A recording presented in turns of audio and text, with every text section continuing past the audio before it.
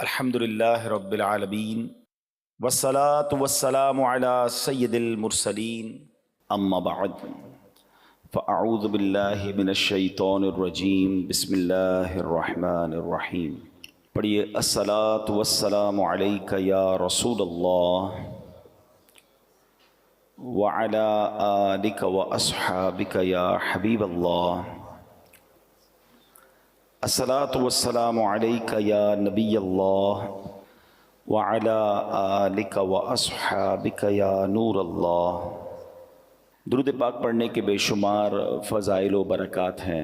کعبے کے بدر الدجا، طیبہ کے شمس الضحیٰ صلی اللہ تعالیٰ علیہ وسلم کا فرمان عالی شان ہے، کل کلام لا یذکر اللہ تعالی فیہ فیبدأ بہ وبالصلاۃ علی فہو اقطع ممحوک من کل برکہ۔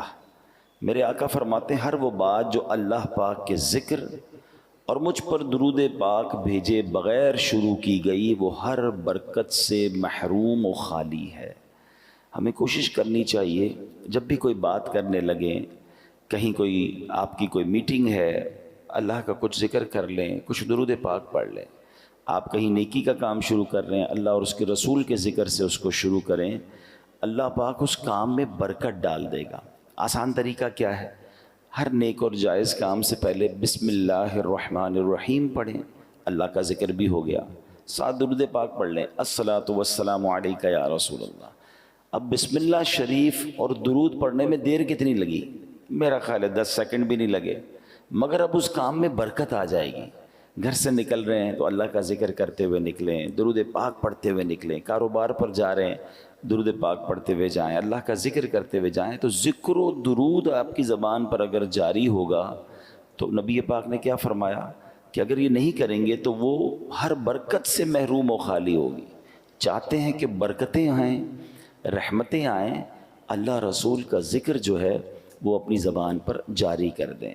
میرے حضور کے صدقے کلام پاک میں بھی خدا نے بھیجی ہے آیت درود پاک پڑھو، دیا ہے حکم خدا نے یہ اپنے بندوں کو، پڑھو نبی پہ بکثرت درود پاک پڑھو۔ سب اولیاء و مشائخ تمام غوث و قطب یہ کر گئے ہیں نصیحت، درود پاک پڑھو۔ ایک بار محبت کے ساتھ درود پاک پڑھ لیں، صلو علی الحبیب صلی اللہ تعالی علی محمد صلی اللہ علیہ وسلم۔ کوشش کرتے ہیں ہم قرآن پاک کی کچھ آیتوں کی تلاوت کرتے ہیں، اس کا ترجمہ سنتے ہیں، اور اس سے جو میسج ملتا ہے، جو پیغام ملتا ہے، وہ سیکھنے کی کوشش کرتے ہیں۔ اللہ کریم قرآن مجید فرقان حمید میں ارشاد فرماتا ہے، پہلا پارہ ہے، سورہ بقرہ ہے اور آیت نمبر ہے 62۔ ارشاد ہوتا ہے بسم اللہ الرحمن الرحیم، ان الذین آمنوا والذین ہادوا والنصارى والصابئین من آمن باللہ والیوم الآخر وعمل صالحا فلہم اجرہم عند ربہم ولا خوف علیہم ولا ہم یحزنون۔ اب اس آیت کا ترجمہ کیا ہے؟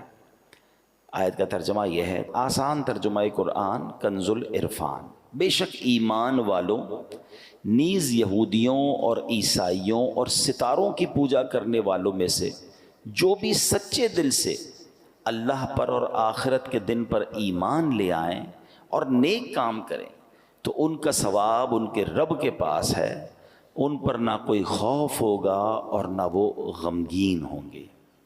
اب یہ بڑا خوبصورت یوں سمجھیے ایک سینیریو تھا، ایک زبردست یوں سمجھیے اس کے پیچھے پس منظر ہے۔ واقعہ ہے ایک ایسے صحابی کا جو تمام صحابہ میں سب سے لمبی عمر جن کو ملی، اور وہ صحابی ہیں حضرت سلمان فارسی رضی اللہ تعالیٰ۔ یاد یہ سب باتیں ہمیں پتہ ہونی چاہیے۔ 250 سال کے قریب آپ کی عمر تھی، اور آپ نے جس طرح اللہ کے نبی کو تلاش کیا ہے نا، جس طرح ایمان ان کو ملا، جس طرح نبی پاک کا ساتھ ملا، جس طرح وہ پیارے آقا کے پاس پہنچے، یہ لمبی داستان ہے۔ اور یقین کریں سیدنا سلمان فارسی کی جب بھی آپ داستان پڑھتے ہیں، سنتے ہیں، تو ایمان ہونا دل میں تو دو باتوں کی اہمیت بڑھنی چاہیے. ایک تو ان سے پیار ہو جاتا ہے کہ کتنی اسٹرگل، کتنی محنت، اتنے سال لگا دیے نبی پاک کو تلاش کرنے میں.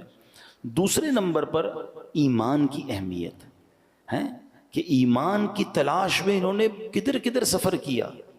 آپ کو پتہ ہے حضرت سلمان فارسی انہوں نے اپنے آپ کو غلام بنا کر بیچ دیا. میں مختصر بیان کر دیتا ہوں کہ ہوا یہ تھا کہ سیدنا سلمان فارسی رضی اللہ تعالیٰ نے بڑی لمبی عمر پائی اور آپ نے سال ہر سال حق کی تلاش کے لیے سفر کیا. اس زمانے میں نبی پاک دنیا میں تشریف نہیں لائے تھے تو ان کو یہ بت پرستی اور کفر پسند نہیں تھا. یہ حق کی تلاش میں جاتے تو وہاں اس زمانے میں بھی کچھ لوگ تھے جو ایمان والے تھے. راہب جس کو کہتے تھے، جو بتوں کی پوجا نہیں کرتے تھے، باطل خداؤں کی عبادت نہیں کرتے تھے، کیونکہ اس زمانے میں تو عجیب معاملہ تھا نا. کوئی آگ کی پوجا کرتا تھا، کوئی ستاروں کی عبادت کرتا تھا، کوئی بتوں کی پوجا کرتا تھا. تو یہ اللہ وحدہ لا شریک کے ماننے والے تھے. تو یہ راہب ہوتے تھے جو تمام لوگوں سے دور ہو کر عبادت کرتے تھے. یہ ان کے پاس چلے جاتے، ان کے پاس بیٹھتے. جب اس کے انتقال کا وقت قریب آتا کہتے اب بتاؤ کس کے پاس جاؤں. وہ کسی اور راہب کے پاس بھیج دیتے. ان کے انتقال کا وقت آتا وہ کسی اور راہب کے پاس بھیج دیتے. اب آخری جو راہب تھا نا، جب اس کے انتقال کا وقت آیا تو آپ نے کہا اب میں کدھر جاؤں. تو اس راہب نے کہا کہ اب میں دنیا میں کسی اور کو تو نہیں پاتا، ہاں اب آخری نبی کے مبعوث ہونے کا وقت ہونے والا ہے. تم ایسا کرو کہ ان کے پاس جاؤ اور ان پر ایمان لانا، ان کی خدمت میں چلے جانا. کچھ نشانیاں بتائی گئیں کہ وہ کہاں ہوں گے. تو پتہ چلا وہ مدینہ منورہ میں ہجرت کر کے آئیں گے. پیسے تھے نہیں مدینے جانے کے لیے. تو انہوں نے کیا کیا، سفر کرتے کرتے کرتے پتہ چلا کہ ایک قافلہ مدینے جا رہا ہے. قافلے والوں کو کہا مجھے مدینے لے جاؤ. کہا پیسے نہیں ہیں، ایسا کرو مجھے غلام بنا لو، میں تمہاری خدمت کرتا رہوں گا، مجھے اس بستی میں لے جاؤ. اپنے آپ کو بیچ دیا اور مدینے پہنچے. پھر بہت وہاں پر باغ میں کھجوریں اٹھاتے تھے اور محنت کرتے تھے، پانی کے ڈول اٹھاتے تھے. آپ کی کمر میں یوں سمجھے کہ بڑی تکلیفیں اٹھائیں اور آخر کار جناب رسول اللہ صلی اللہ تعالیٰ علیہ وسلم کے پاس پہنچ گئے. گر پڑ کے یہاں پہنچا، مر مر کے اسے پایا، چھوٹے نہ الہی اب سنگے درے جانان. اب ایمان لے آئے، نبی پاک کی بارگاہ میں حاضر ہو گئے. بڑا عشق والا واقعہ ہے. لیکن اب انہوں نے نبی پاک علیہ السلام سے عرض کی کہ حضور میں جب آپ کے پاس آنے سے پہلے کئی ملک شام میں اور کئی ملکوں میں راہبوں کے پاس گیا تھا، بنی اسرائیل کے عبادت گزار تھے. تو یا رسول اللہ ان کا جب ذکر کیا تو نبی پاک علیہ السلام نے فرمایا کہ اے سلمان ان کا خاتمہ دین مصطفیٰ پر نہیں ہوا. پھر یہ قرآن پاک کی آیت نازل ہوئی. یعنی یہ جو میں نے آیت پڑھی نا، یہ ایکچولی ان راہبوں کے لیے نازل ہوئی. اب دوبارہ اس آیت کو سنیں. اللہ نے کیا فرمایا، ان الذین آمنوا والذین ہادوا والنصارى والصابئین من آمن باللہ والیوم الآخر وعمل صالحا فلہم اجرہم عند ربہم ولا خوف علیہم ولا ہم یحزنون. بے شک ایمان والوں نیز یہودیوں اور عیسائیوں اور ستاروں کی پوجا کرنے والوں میں سے جو بھی سچے دل سے اللہ پر اور آخرت کے دن پر ایمان لے آئیں اور نیک کام کریں تو ان کا ثواب ان کے رب کے پاس ہے. ان پر نہ کوئی خوف ہوگا اور نہ وہ غمگین ہوں گے. یہ آیت کریمہ جب نازل ہوئی تو نبی پاک نے فرمایا اے سلمان یہ آیت ان راہبوں سے متعلق ہے، ان میں سے وہ جو حضرت عیسیٰ پر ایمان رکھتے تھے اور ان تک میرا پیغام نہیں پہنچا، وہ تو خیر میں ہیں، مگر جنہوں نے میرا نام پاک سنا مگر پھر مجھ پر ایمان نہ لائے وہ ہلاک ہو گئے. اے میرے پیارے اسلامی بھائیوں، معلوم کیا ہوا، اس آیت سے میسج کیا مل رہا ہے کہ مکی مدنی مصطفیٰ صلی اللہ علیہ وسلم جب دنیا میں تشریف لے آئے نا، اس کے بعد سے قیامت تک کوئی بھی دین، کوئی بھی ہدایت، کوئی بھی نظریہ قابل قبول نہیں ہے. صرف اور صرف دین مصطفیٰ صلی اللہ تعالیٰ علیہ وسلم ہی راہ نجات ہے. مومن ان کا کیا ہوا، اللہ اس کا ہو گیا. نبی پاک کے دامن کے علاوہ پیارے آقا کی جو کہیں کہ ان کے فٹ اسٹیپ، ان کے نقش قدم، ان کے بتائے ہوئے طریقے کے علاوہ کوئی طریقہ درست نہیں، کیونکہ جو ان کے دامن سے وابستہ ہوگا وہ اللہ کریم کی رحمت کا حقدار ہوگا. کیا خوبصورت بات. اعلیٰ حضرت امام اہل سنت لکھتے ہیں مومن ان کا کیا ہوا، اللہ اس کا ہو گیا. کافر ان سے کیا پھرا اللہ ہی سے پھر گیا، وہ کہ اس در کا ہوا خلق خدا اس کی ہوئی، وہ کہ اس در سے پھرا اللہ اس سے پھر گیا۔ اے میرے پیارے اسلامی بھائیو، یہ ہمیں بات سمجھنی ہے۔ اس آیت کریمہ سے واضح طور پر معلوم ہو گیا، کوئی بنی اسرائیل سے تعلق رکھتا ہو، کوئی تورات کا ماننے کا دعویٰ کرتا ہو، کوئی انجیل پر ایمان رکھنے کا دعویٰ کرتا ہو، غرض کوئی کیسے بلند دعویٰ کیوں نہ کرتا ہو، نجات کس کو ملنی ہے، نجات کی راہ کون سی ہے؟ وہ دین محمدی یعنی دین اسلام ہے، اس کے سوا نجات کا راستہ نہیں۔ اللہ قرآن مجید میں ارشاد فرماتا ہے، اور جو کوئی اسلام کے علاوہ کوئی اور دین چاہے گا تو وہ اس سے ہرگز قبول نہ کیا جائے گا، اور وہ آخرت میں نقصان اٹھانے والوں میں سے ہوگا۔ اے میرے پیارے اسلامی بھائیوں، اب واقعہ سنیے گا۔ مشہور صحابی حضرت ابو ہریرہ رضی اللہ تعالیٰ عنہ، ان سے روایت ہے کہ نبی پاک علیہ الصلوۃ والسلام نے فرمایا، روز قیامت اللہ کی بارگاہ میں اعمال پیش ہوں گے، یعنی اعمال بھی اللہ کی بارگاہ، ہم تو پیش ہوں گے، اعمال بھی پیش ہوں گے۔ نماز عرض کرے گی، اے اللہ پاک میں نماز ہوں، ارشاد ہوگا تم بھلائی پر ہو۔ پھر صدقہ حاضر ہوگا، اے اللہ میں صدقہ ہوں، ارشاد ہوگا تم بھلائی پر ہو۔ روزے حاضر ہوں گے، یا اللہ میں روزہ ہوں، ارشاد ہوگا تم بھلائی پر ہو۔ اس طرح اعمال پیش ہوتے رہیں گے، آخر میں اسلام پیش ہوگا، اور اللہ کی بارگاہ میں عرض کرے گا، یا ربی انت السلام و انا الاسلام، اے اللہ تیرا پاک نام سلام ہے اور میں اسلام ہوں۔ ارشاد فرمائے گا، انک علی خیر بک الیوم آخذ و بک اعطی، بے شک تو بھلائی پر ہے اے اسلام، آج جس کی بھی پکڑ ہوگی تیری ہی سبب سے ہوگی، یعنی جس نے تیرا انکار کیا ہوگا اس کی پکڑ ہوگی، اور جس کو جو عطا ہوگا وہ تیری ہی بدولت ہوگا۔ اس کا مطلب جس نے اسلام تھاما ہوگا وہ بخشا جائے گا، اور جو اسلام کا انکاری ہوگا وہ قیامت کے دن مارا جائے گا، پکڑا جائے گا۔ اگر میرا کوئی ایسا ویور ہے جو مسلمان نہیں ہے، جو اللہ کو، اس کے حبیب علیہ الصلوۃ والسلام کو ماننے والا نہیں ہے، آج قرآن کی آیتوں کے ذریعے میں آپ سے عرض کر رہا ہوں، ایک ہی دین جو اللہ کی بارگاہ میں مقبول ہے، نبی پاک کے آنے کے بعد اب کوئی راہ نجات نہیں ہے، آپ اسلام میں داخل ہو جائیں، اللہ آپ کو اسلام پر استقامت دے۔ ہم جو ایمان والے ہیں، اللہ ہمیں بھی ایمان پر استقامت دے، کہ ایمان ہی راہ نجات ہے۔ اب ذرا سنیے گا، کچھ لوگ آج بھی، اب اصل پرابلم یہ کہ علم تو ہے نہیں، سب دیکھنا ہے، سب پڑھنا ہے، سب کی جناب اندر جانا ہے، یہ ہمارا کام نہیں ہے۔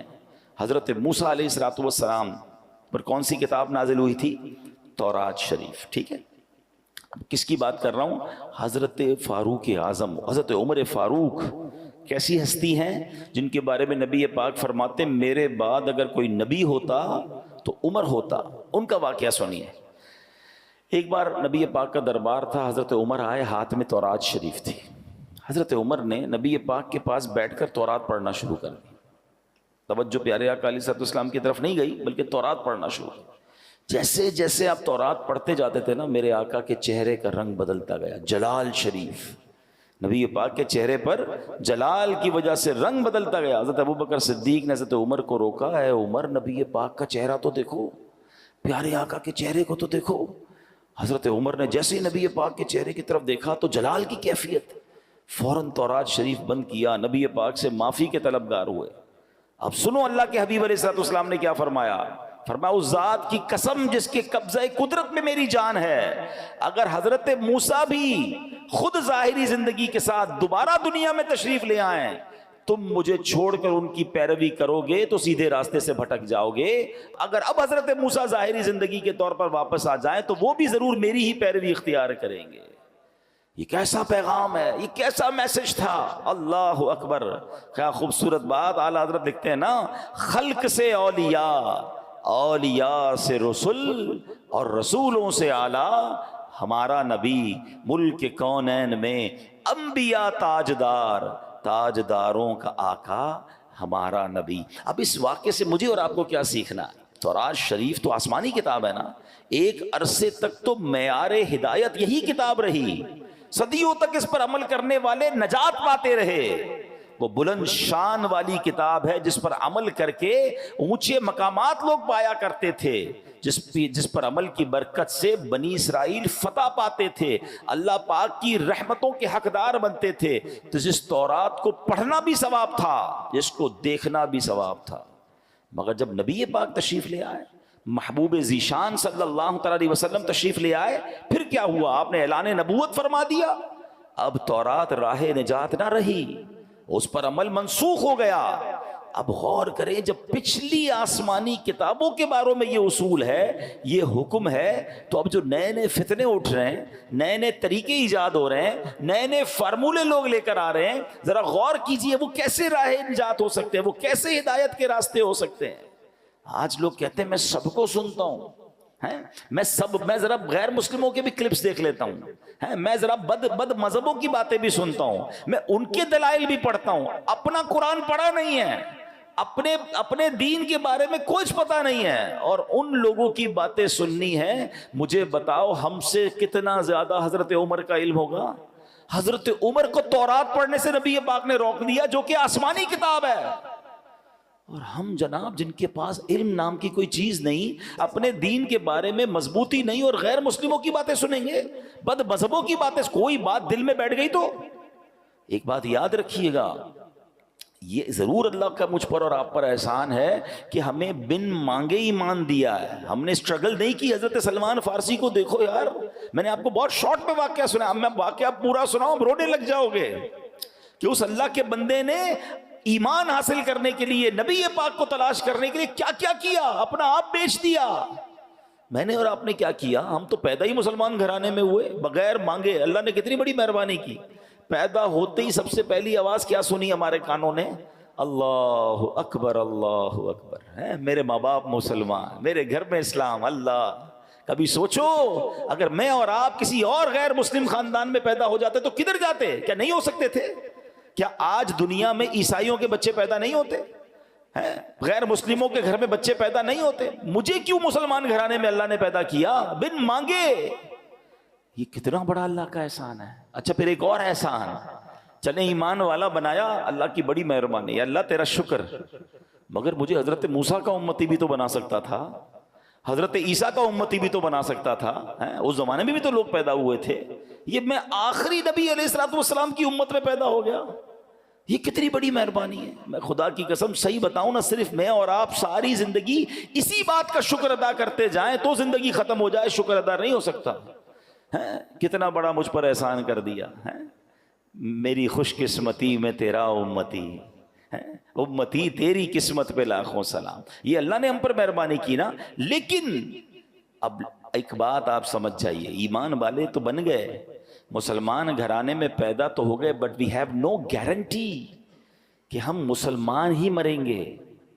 ہاں، ایمان بندہ قبول بھی کر سکتا ہے، اور بد قسمتی سے بدبختی غالب آ جائے تو اس کا ایمان اس سے چھن بھی سکتا ہے۔ ایمان کی فکر کرنی ہے، ایمان کی حفاظت کی دعائیں کرنی ہیں۔ پوری دنیا میں آج کہا جاتا ہے کہ سب سے زیادہ جو موسٹ گروئنگ ریلیجن ہے نا، سب سے زیادہ پھیلنے والا مذہب اسلام ہے، بہت اچھی بات ہے، مگر مسلمان بھی غیر مسلم ہوتے ہیں، اس کی بھی ہمیں فکر کرنی ہے، دعائیں کرنی ہیں۔ تو یہ کیسے ہو سکتا ہے؟ جب آپ سب کی سنیں گے، آپ غیر مسلموں کو بھی سنیں گے، آپ بد مذہبوں کو بھی سنیں گے، آپ ان سے دوستیاں لگائیں گے، کیا پتہ ان کی کون سی بات۔ اب تو سنا ہے، پتہ نہیں، میں مذہبوں کے نام نہیں لیتا، مگر مختلف تہواروں میں مسلمانوں کے بچے جا رہے ہیں، آپس میں تحفے دیے جاتے ہیں، بھئی یہ تحفہ کیوں آیا؟ تو فلاں مذہب والوں کی عید ہے، فلاں مذہب والوں کا تہوار ہے۔ ہم مسلمان کلمہ پڑھنے والے، جو بندہ میرے رب کو نہ مانے، میرے نبی کو نہ مانے، میں ان کے تہواروں میں کیسے شرکت کر سکتا ہوں؟ اپنے ایمان کو مضبوط رکھو، ورنہ یہی ایمان کے ضائع ہونے کا سبب ہے۔ میں آخر میں بتاؤں گا، علماء نے کچھ اسباب بھی لکھے ہیں جس کی وجہ سے ایمان ضائع ہو سکتا ہے، مگر ایمان کتنی بڑی نعمت ہے، اللہ اکبر۔ ایک بزرگ ہیں حضرت ابراہیم آجری رحمت اللہ تعالیٰ، ایک دن آپ تندور جلا رہے تھے، اتنے میں بنی اسرائیل سے تعلق رکھنے والا ایک غیر مسلم وہاں آ گیا، آپ نے اسے اسلام کی دعوت دیتے ہوئے فرمایا اسلم فلا تدخل النار، یعنی مسلمان ہو جا، جہنم کی آگ سے بچ جائے گا۔ دعوت دینے کا انداز دیکھیں، میں نے بھی ابھی تھوڑی دیر پہلے دعوت دی تھی، دوبارہ دعوت دیتا ہوں، اسی الفاظ کے ساتھ دعوت دیتا ہوں، جو غیر مسلم ہیں مجھے سنیں، آ جاؤ، ایمان لے آؤ، انشاءاللہ جہنم کی آگ سے بچ جاؤ گے۔ وہ غیر مسلم کیا کہتا ہے کہ جہنم کی آگ کے معاملے میں تو آپ اور میں برابر ہیں، کیونکہ اس نے کچھ قرآن پڑھا ہوا تھا، قرآن کی ایک آیت ہے، اس نے کہا کہ آپ ہی کی کتاب قرآن پاک میں ہے، اللہ قرآن میں فرماتا ہے تم میں سے ہر ایک دوزخ پر سے گزرنے والا ہے۔ تو پتہ چلا جہنم میں تو آپ بھی جائیں گے، میں بھی جاؤں گا، ہم دونوں ہی برابر ہیں، آپ کہتے ہو جہنم سے بچ جاؤ گے۔ اچھا اب یہ آیت کس چیز کے لیے ہے؟ اس آیت کا مطلب یہ ہے کہ پل صراط کے جو پل صراط ہے نا وہ تلوار سے زیادہ تیز ہے، بال سے زیادہ باریک ہے، اور وہ جہنم کے اوپر بنا ہوا ہے. ہر بندہ گزرے گا، مسلمان بھی گزرے گا، غیر مسلم بھی گزرے گا. انشاءاللہ ایمان والا خیر سے گزر جائے گا، کافر کٹ کے جہنم میں گر جائے گا. فرق یہ ہے، گزرنا تو ہے. اب ان بزرگ نے جب یہ آیت سنی نا، اللہ والے تھے، ایمان والے تھے، انہوں نے کہا اچھا ایسا کرو ذرا اپنی چادر دو. اس کی چادر لی اور اپنی چادر اتاری، دونوں چادر لپیٹی. گھر میں ایک تندور تھا، آگ جل رہی تھی، آپ نے وہ چادر اس میں دونوں ڈال دی. تھوڑی دیر بعد خود تندور کے اندر اترے اور چادر باہر نکالی، دونوں چادریں لپٹی ہوئی تھیں. غیر مسلم کی چادر جل کر راکھ ہو گئی، ان کی چادر ویسی سلامت. خود تندور میں اترے، واپس آئے، آگ نے اثر نہیں کیا. کہ یہ فرق ہے، آگ میں غیر مسلم بھی جائے گا، ایمان والا بھی جائے گا. انشاءاللہ جہنم کی آگ ایمان والے کو کچھ نہیں کہے گی. یہ دیکھنا تھا وہ غیر مسلم کلمہ پڑھ کر مسلمان ہو گیا. تو یہ فرق ہے. ایمان ہوا انشاءاللہ، انشاءاللہ ایمان سلامت لے کر جانا ہے نا. اچھا یہی بات اللہ نے قرآن میں فرمائی. Try to understand. جب ہم اس طرح کی باتیں کرتے ہیں نا تو لوگ کہتے ہیں یار یہ پتہ نہیں کیسے کہہ رہے ہیں ایمان جا سکتا ہے، اللہ نے مسلمان بنا دی اب تو گارنٹی ایمان والے ہو گئے. نہیں، اللہ کے نبی کی دعائیں ہیں. پیارے آقا دعا کیا کرتے، یا مقلب القلوب ثبت قلبی علی دینک. کیا مطلب ہوا اس کا؟ دلوں کو پھیرنے والے، میرے دل کو اپنے دین پر ثابت قدمی عطا فرما. کون دعا کر رہا ہے؟ جس کے صدقے ایمان ملا ہے. پڑھتے ہو نا نعت میں شعر، تیرے صدقے میں آقا سارے جہاں کو دین ملا. وہ دعا کر رہے ہیں ہماری تربیت کے لیے کہ دل بدلتا ہے. اے اللہ دل سلامت رکھیو، ایمان لے کر جانا ہے. اچھا قرآن میں رب نے فرمایا نا، یا ایھا الذین آمنوا اتقوا اللہ حق تقاتہ ولا تموتن الا وانتم مسلمون. اے ایمان والو اللہ سے ڈرو جیسا ڈرنے کا حق ہے، اور نہیں مرنا مگر مسلمان. یعنی ایمان لے کر مرنا، کہیں غیر مسلم مت مر جانا. قرآن کا یہ پیغام بتا رہا ہے کہ ایمان والا بھی بے ایمان ہو سکتا ہے، ایمان والے کا بھی ایمان چھن سکتا ہے. تو اے میرے پیارے اسلامی بھائیوں، آج سمجھنا یہ ہے کہ اپنے ایمان کی حفاظت کرنی ہے. ایمان ہے تو سب کچھ ہے. نبی پاک کی راہ کے علاوہ، پیارے آقا کے طریقے کے علاوہ کوئی طریقہ نہیں جو راہ نجات ہو. ادھر ادھر لیفٹ رائٹ نہیں جانا ہے. اپنے ایمان پر، اپنے دین سے محبت بھی کریں. انفارچونیٹلی ایسا بھی ہو گیا جو خاص طور پہ غیر مسلموں ملکوں میں رہتے ہیں، یہ ذرا بہت زیادہ ایلیٹ کلاس، ماڈرن طبقے میں جانا آنا ہے. ہمیں بھی پتا ہے وہ ادھر جا کے اپنے آپ کو مسلمان کہتے ہوئے شرما رہے ہوتے ہیں، اپنے اسلامی طریقوں پر عمل کرتے ہوئے شرما رہے ہوتے ہیں. اچھا ادھر سے کوئی اٹیک ہو اسلام کے اوپر، اسلام کے طریقے پر، تو خود ہی ان کی باتوں میں ہاں میں ہاں ملا رہے ہوتے ہیں. ہاں جناب یہ کچھ بات مجھے بھی سمجھ نہیں آتی. تف ہے تم پر. اپنے ایمان، اپنے قرآنی حکم پر، نبی پاک کے طریقے پر آپ خود ڈگمگا رہے ہو. ارے دنیا کے کسی میدان میں جائیں، ڈنکے کی چوٹ پہ کہیں میں مسلمان ہوں، میں اپنے نبی کا امتی ہوں، اور جو قرآن و حدیث میں سب پر میرا ایمان ہے.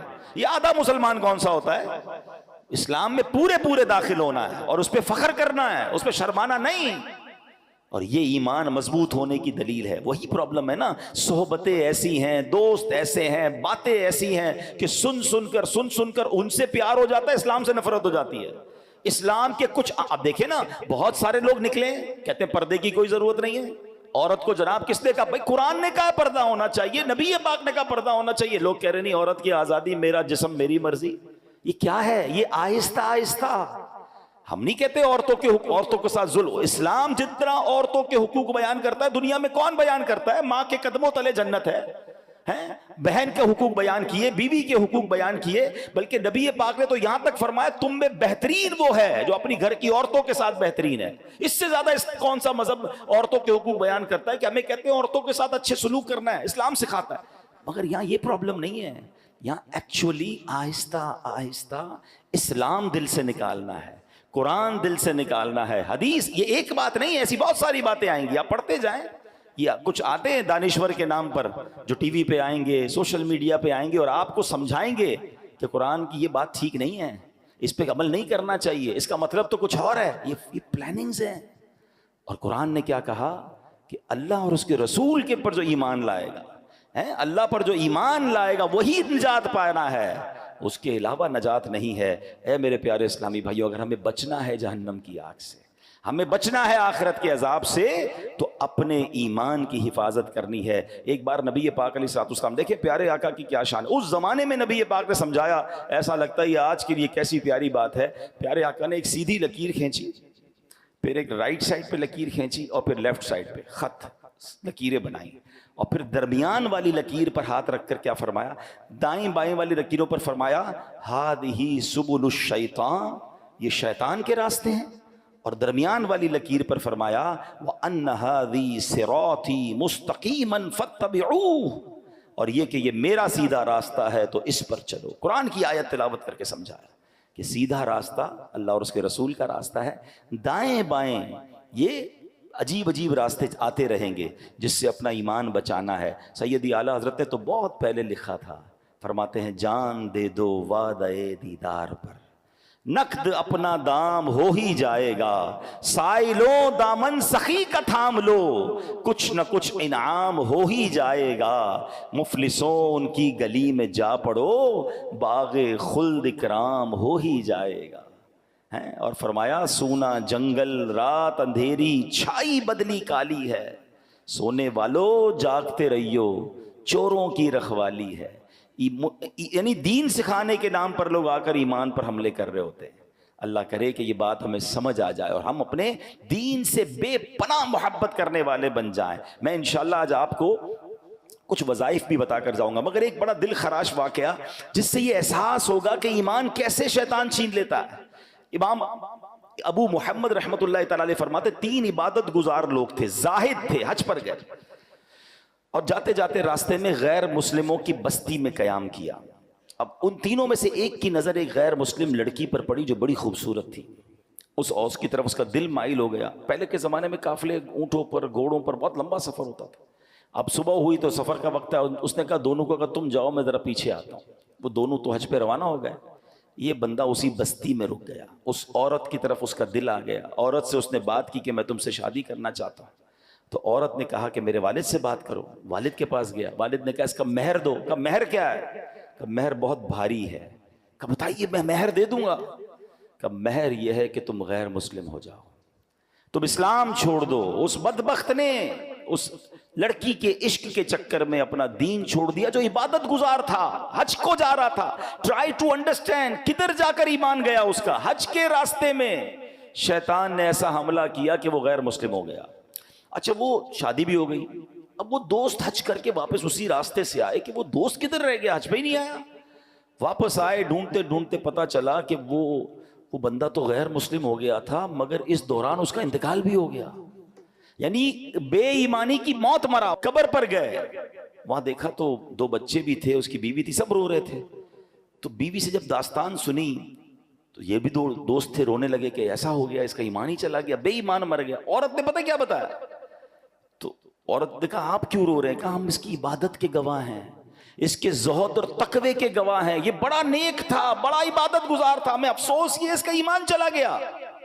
اللہ کی شان دیکھو، جب اس عورت نے اپنے سابقہ شوہر کی عبادت و تقوی کے بارے میں سنا، وہ عورت کلمہ پڑھ کر مسلمان ہو گئی۔ ہائے ہائے ہائے، یہ اللہ کی خفیہ تدبیر ہے کہ جس عورت کی وجہ سے اس نے ایمان ختم کیا وہ عورت مسلمان ہو گئی، مگر اس عبادت گزار کا خاتمہ ایمان پر نہیں ہوا۔ ہم اللہ سے آج کے دن اس کے گھر میں بیٹھ کر دعا کرتے ہیں، اللہ ہمارے ایمان کی حفاظت رکھنا، اے اللہ ہمیں مرتے وقت کلمہ نصیب فرما، ہمیں برے خاتمے سے بچا، اے اللہ جب قبر میں جائیں اللہ ایمان سلامت لے کر جائیں۔ یہ دعائیں کرتے رہیں، مال سلامت رہے، کاروبار سلامت رہے، بچے سلامت رہے، پتہ نہیں کتنی دعائیں کرتے ہیں۔ میں نہیں کہتا نہ کرو، مگر ایمان کی بھی تو دعا کرو نا، سب سے بڑھ کر تو ایمان ہے، وہ ہماری دعاؤں میں ہی نہیں ہے۔ اب آخر میں آئیے، ایمان سلب ہونے والے وہ کچھ کام جس کی وجہ سے ایمان سلب ہو سکتا ہے، وہ کیا ہے؟ حضرت بعض علماء فرماتے ہیں برے خاتمے کے 4 بڑے اسباب ہیں۔ نمبر 1، نماز میں سستی، پلیز نماز نہ چھوڑا کریں۔ یہ نماز میں سستی یہ ایمان چھن جانے کا سبب ہے۔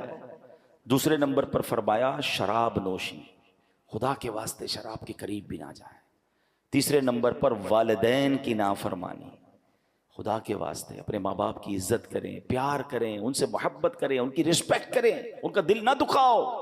ماں باپ ناراض تو رب ناراض، ماں باپ راضی تو رب راضی۔ اور چوتھے نمبر پر علماء نے فرمایا مسلمانوں کو تکلیف دینا۔ کچھ لوگوں کی بڑی عجیب عادت ہوتی ہے، آلویز تکلیف ہی دیتے ہوتے ہیں، طنز کریں گے، گالیاں دیں گے، جھگڑا کریں گے، پڑوس میں ہے تو پڑوسی کو تکلیف، رشتہ دار میں ہے تو رشتہ داروں کو تکلیف، کاروبار کریں تو کاروباریوں کو تکلیف، جدھر جائیں ٹینشن۔ نہ کرو ایسا۔ یہ حقوق العباد کا معاملہ، ایک تو اس کے گناہوں کا انبار آپ پر لگ رہا ہے، دوسرا اللہ نہ کرے ایمان ہی ختم نہ چلا جائے ہمارے ہاتھ سے۔ امیر اہل سنت نے کچھ اور اسباب بھی لکھے، چغلی کھانا اور اسی طرح حسد کرنا، بد نگاہی بھی برے خاتمے کا سبب ہے، فرض ہونے کے باوجود حج نہ کرنا۔ یہ تو نبی پاک کی حدیث ہے نا کہ جو استطاعت کے باوجود حج نہ کرے، حدیث کا خلاصہ ہے مجھے کوئی پرواہ نہیں وہ یہودی ہو کر مرے یا نصرانی ہو کر مرے۔ یہ کون کہہ رہا ہے؟ اللہ کے نبی فرما رہے ہیں حج فرض ہے پھر بھی حج نہیں کرتے، بس یار ذرا وہ بچی کی شادی کر لوں، ذرا گھر بنا لوں، ذرا کاروبار سیٹ کر لوں۔ خدا کے واسطے اگر آج مجھے کوئی ایسا میرا بھائی سن رہا ہے، میری کوئی ایسی بہن سن رہی ہے، اگر حج فرض ہے فرض ادا کریں، حج فرض پورا کیے بغیر مر نہ جائیں۔ زندگی میں ایک ہی بار تو حج فرض ہے، اگر پیسے ہیں، استطاعت ہے، جو اس کی تفصیل ہے تو حج کر لیں۔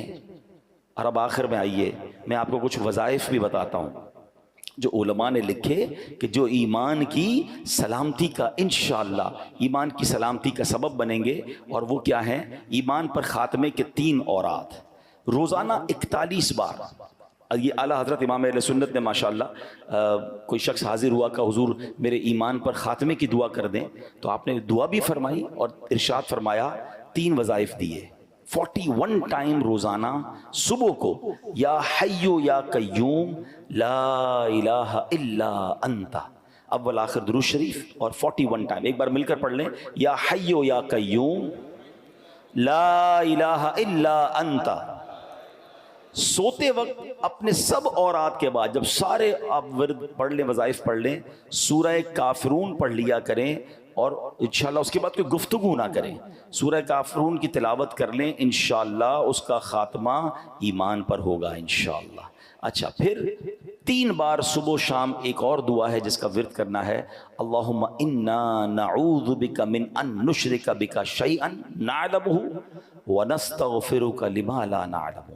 انشاءاللہ یہ بھی پڑھیں گے تو اللہ نے چاہا ایمان پر خاتمہ ہوگا۔ اور بار بار کلمہ پاک پڑھتے رہا کریں۔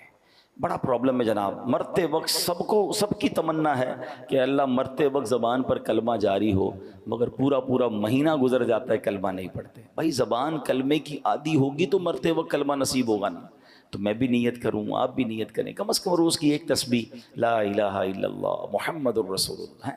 افضل الذکر کہا گیا، سب سے افضل ذکر نبی پاک نے پتہ ہے کیا فرمایا؟ افضل الذکر لا الہ الا اللہ۔ تو پورا کلمہ پڑھتے رہا کریں۔ اللہ مجھے بھی عمل کی توفیق عطا فرمائے، آپ کو بھی نصیب فرمائے، اللہ پاک ہمیں عمل کرنے کی توفیق عطا فرمائے، آمین بجاہ النبی الامین صلی اللہ علیہ وسلم۔